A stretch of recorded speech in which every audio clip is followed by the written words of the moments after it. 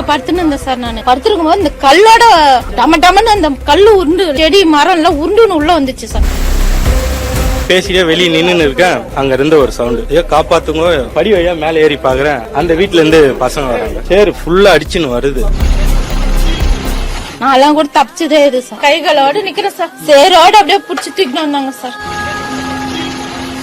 இது வந்து ஒரு வீடு, அடையாளமே இல்லாத அளவுக்கு இந்த வீடு வந்து இருக்குன்னு சொல்லலாம். கிட்டத்தட்ட வந்து 5 அடி, நான் காலெல்லாம் வச்சா மண்ணெல்லாம் வந்து இங்க பாருங்க புதகுழி மாதிரி இருக்கு. இது உங்க வீடு? வீடு சார். முதல்ல வந்து பாத்தீங்கன்னா தண்ணி வந்திருக்கு, அடுத்து மண்ணு, அடுத்து கட்டை, அடுத்து பாறை அப்படின்னு வந்திருக்கு. முழுவதுமா அங்க பாருங்க எவ்வளவு பெரிய பாறைகள் பாருங்க. இந்த செவர்கள் எல்லாத்தையுமே உடைச்சுக்கிட்டு அப்படியே உள்ள வந்திருக்கு.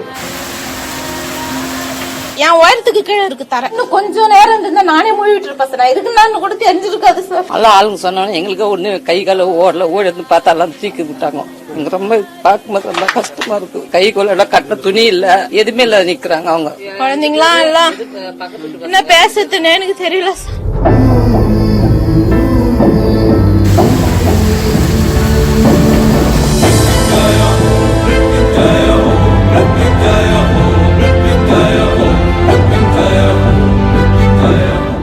நீங்க இந்த பகுதியை சேர்ந்தவங்க? இது அந்த என் வீடு, இது உங்க வீடு? எங்க வீடு. ஆனா கிட்டத்தட்ட இது வந்து 5 அடி ஹைட்டுக்கு மண் இருக்கு. இப்ப தரையில இருந்து 5 அடி ஹைட் இருக்கு மண். இது காம்பவுண்ட் சோறு, கீழே படிக்கிட்டு எல்லாம் இந்த சந்தில இருந்து வந்தது. மணல் ஃபுல்லா, மணல் பாறைங்க எல்லாம் சந்தில வந்தது. ஓ, அப்ப இந்த மண் எல்லாமே உங்க வீட்டு பாதை வழியா வந்தது இல்லையா? வேற எந்த பக்கம் வழியில, ஒண்ணு இந்த பக்கம் வந்திருக்கு. ஓகே, இந்த வழியா வந்திருக்கு. ஓகே, வீட்டு சந்திலையும் சந்த வழியா வந்திருக்கு. வேற எந்த பக்கம் தண்ணி போற வழி இல்ல. அந்த பக்கம் லாக் ஆயிடுனால தண்ணி அந்த பக்கம் போக முடியல. அதனால இந்த பக்கமா இந்த வீட்டு வழியாவும் உள்ள வந்துருக்கு. இப்ப இந்த நிகழ்வு நடந்தப்ப நீங்க எல்லாம் இங்க இருந்தீங்களா? அப்ப மதியம் 3 மணிக்கு வீட்டுல உள்ள படுத்துன்னு இருந்தேன். இவரு நண்பரு அப்புறம் மழை வருதுன்னு வந்து என்னை எழுப்பி வெளியே கூட்டினாங்க. இவர் தான் வந்து அழைச்சிட்டு வந்தாரு. ஓகே, இல்லைன்னா நானே வீட்டுள்ளதான் வந்திருப்பேன். இது நண்பர் தான் வந்து என்னை காப்பாத்தி வெளியே கூட்டிட்டு வந்தாரு.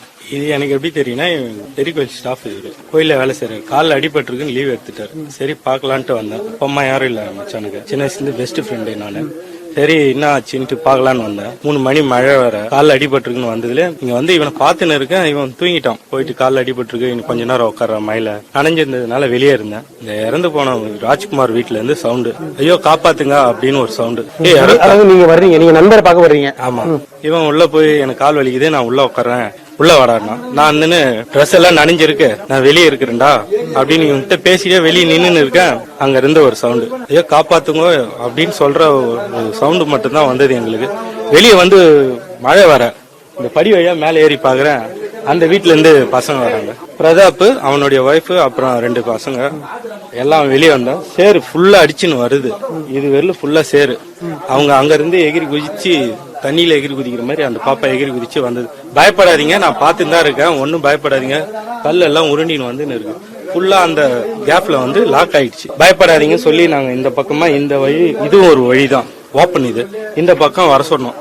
வந்த உடனே இவங்க வந்து இது அந்தாண்ட கேட்டு, அந்த கேட்டு வழியா போற வழி இல்லாத அந்த பக்கமா வந்துருச்சு. உடைச்சிட்டு தண்ணி ஃபுல்லா உடைச்சின்னு பாறைகள் எல்லாம் இதுல வந்துச்சு. மொத்த தண்ணி இதுல போனதுனால எல்லாம் லாக் ஆயிடுச்சு. இதுல எல்லாம் மழையில வந்ததுனால, இது யாரும் இத்தனை வருஷமா நாங்க இருக்கோம், இது யாரும் எதிர்பார்க்காததுதான். இது மழையினால வந்ததுதான், நம்ம யாரையும் எதுவும் சொல்ல முடியாது.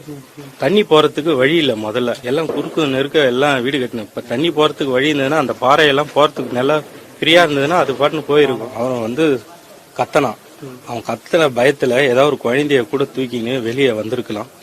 அந்த சேரு ஃபுல்லா அவங்க வீட்டுக்குள்ள போகும்போது அந்த குழந்தைய கூட்டுன்னு வெளியே, அந்த 3 அடி பாதை இந்த அளவு தான் இருக்கும். அப்ப வெளியே வரும்போது ஏதாவது கல்லு கில்லு அடிபட்டு அதுல தண்ணியில கூட மாட்டி மேல சேராயிருக்கலாம். அவன் வளர்த்த நாய் அங்கேயேதான் சுத்தி சுத்தி வருது. வீட்டுக்குள்ள போல அந்த நாய், அவன் வளர்த்த நாய். இன்னும் அந்த நாய் அந்த மண்ணுல அது ஃபுல்லா அது அங்கதான் மோப்பம் பிடிச்சிருக்கு. அவன் வீட்டுக்கு போல, அது அங்கேயேதான் இருக்கு. நீங்க போய் பாத்தீங்கன்னா இப்ப கூட தெரியும் உங்களுக்கு. அவங்க வழி இல்லாத அவங்க அங்க பாத்துட்டு இந்த பக்கம் வர வழியில பாக்க போறாங்க. அந்த 3 அடி பாதத்துலதான் எங்கேயா இருக்கிறாங்க. மேல இருந்து அந்த 20 அடி தூரத்திலேயே தான் இருக்கிறாங்க.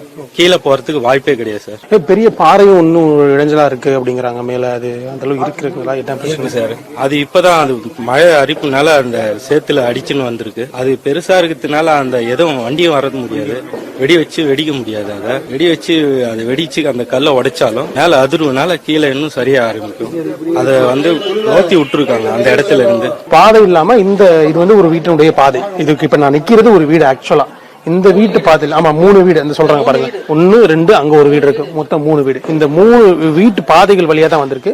வர்றப்ப அந்த வீடுகளுக்குமே பாத்தீங்கன்னா முழுவதுமாவே இந்த மண் அப்படிங்கிறது உலையும் சகதியுமா போய் வந்து ஆக்கிரமிக்கப்பட்டிருக்கு. இது உங்க வீடா? என் வீடு சார். ஓ ஓகே. உள்ள படுத்துன்னு இருந்தேன் சார். நானு 4:30 மணி இருக்கும் ஞாயிற்றுக்கிழமை சாயந்தரம் சார். மழையில இருந்து கல்லு மண்ணு மணல் தண்ணி மட்டும் வந்திருந்தா இந்த மாதிரி ஆகாது சார். நாங்க எனக்கு கல்யாணம் 40 வருஷம் ஆகுது சார். இங்க நாங்க 60-70 வருஷமா இருக்கிறோம் சார். எங்க மாமியார் எங்க அம்மா அப்பா எல்லாம், நான் எங்க பிறந்த ஊரும் இதேதான், ஹஸ்பண்ட் ஊரும் இதேதான் சார். படுத்துட்டு இருந்தேன் சார். படுத்துருக்கும் போது இந்த கல்லோட உருண்டுன்னு செடி மரம் எல்லாம் உருண்டுன்னு உள்ள வந்துச்சு சார். தண்ணி வீட்டுக்குள்ளே உள்ள படுத்துட்டு இருந்தேன் சார். உள்ள வந்து இவ்வளவு தூரம் தண்ணி வந்துச்சு சார். திடீர்னு இழுத்து பிடிச்சுதான் சார் கூட்டிட்டு போனாங்க. கல்லு மழை மரம் எல்லாம் உடைச்சுன்னு இந்த வீடு உடச்சின்னு உள்ள வந்துச்சு. அந்த குழந்தைங்க எல்லாம் இறந்துட்டாங்க. அவங்க வந்து செங்கல் சூளை வேலை செய்யற ஆளுங்க தான் சார். குழந்தைங்களாம் அவங்க மழை பெஞ்சதுனால வீட்டுல வந்து மழை பெஞ்சா வீட்டுல தங்குவாங்க, இல்லன்னா வேலையாண்ட போய் தங்கிடுவாங்க சார். சூளை வேலை செய்யறவங்க தான் எல்லாம். அவங்க தங்கச்சி வீட்டுல எல்லாம் குழந்தைங்களும் விட்டுட்டு போனாங்க. மழை வந்ததுனால கும்பலா படுத்துட்டு இருந்தாங்க சார். அப்படியே நசிங்க அங்கிருந்து அப்படியே இந்த 4 வீடு அப்படியே டேமேஜ் அப்படியே இறங்கி வந்துச்சு. நான் எல்லாம் கூட தப்பிச்சதே இது சார். உங்களை வந்து உள்ள பிடிச்சுதான் இழுத்தாங்க? ஆமா சார். கூட்டின்னு தான் சார் போனாங்க. வெளியே வந்து தெருவாளுங்க வந்து கூட்டின்னு தான் சார் போனாங்க. உள்ள படுத்துனதுனால தெரியல, படுத்துட்டு இருந்துட்டோம். அதனால எனக்கு தெரியல. எனக்கு உடம்பு சரியில்லை, நரம்பு பிரச்சனை இருக்கு. படுத்துட்டு இருந்ததுனால மருந்து போட்டுட்டு 4 மணி ஆனா போடணும். அதனால போட்டு படுத்ததுனால டமன்னு அந்த கல்லு உருண்டு எல்லாம் உள்ள வரவும் தான் சார் உள்ளந்தே. இது உங்க அம்மா வீடா? அம்மா வீடுதான். தம்பி பண்டாட்டி தான். எல்லாம் ஆளுங்க சொன்னாலும் எங்களுக்கு ஒண்ணு கை கால ஓடி பார்த்தா எல்லாம் தூக்கி விட்டாங்க. எங்க ரொம்ப பார்க்கும்போது ரொம்ப கஷ்டமா இருக்கு. அவங்க ரொம்ப கஷ்டப்படுறாங்க. 3 குடும்பம் கை கொள்ள கட்ட துணி இல்ல, எதுவுமே இல்ல நிக்கிறாங்க. அவங்க 3 பேரும் எதுவுமே இல்ல நிக்கிறாங்க. சின்ன பசங்க வச்சுக்கிறாங்க. இன்னொருத்தர் இந்த குடும்பத்துல ஒத்துக்கிறாங்க. அவங்க சரியில்லாத எல்லாம் ரொம்ப கஷ்டப்படுறாங்க. கட்ட துணி இல்லாத இருந்தா எப்படி ஆவாங்க, என்ன பண்ணுவாங்களோ அவங்களுக்கு ஒண்ணுமே புரியல.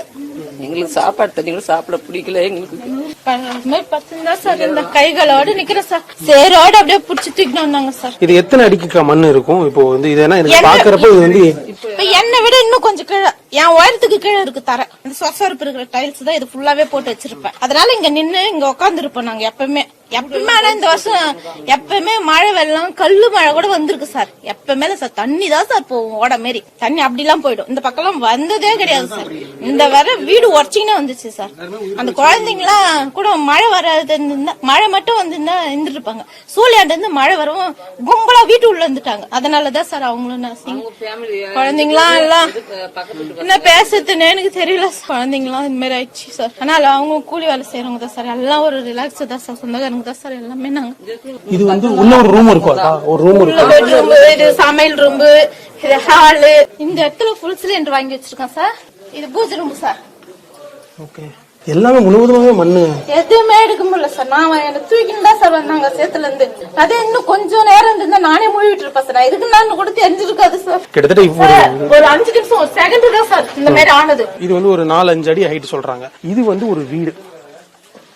நீங்க உள்ள பாக்கலாம். கிட்டத்தட்ட இது வந்து ஒரு வீடு. நான் உள்ள என்னால போக முடியல, ஏன்னா இந்த இடத்துல வந்து புதகுழி மாதிரி இருக்கு. சோ மண் எல்லாமே நான் காலெல்லாம் வச்சா மண்ணெல்லாம் வந்து இங்க பாருங்க. அதனால ஒரு அடி தான் உள்ளே வைக்க முடியுது. மண் அப்படிங்கிறது முழுவதுமாவே வந்து இந்த வீடை வந்து ஆக்கிரமிச்சிருக்கக்கூடிய காட்சியை நம்ம பார்த்துட்டு இருக்கோம்.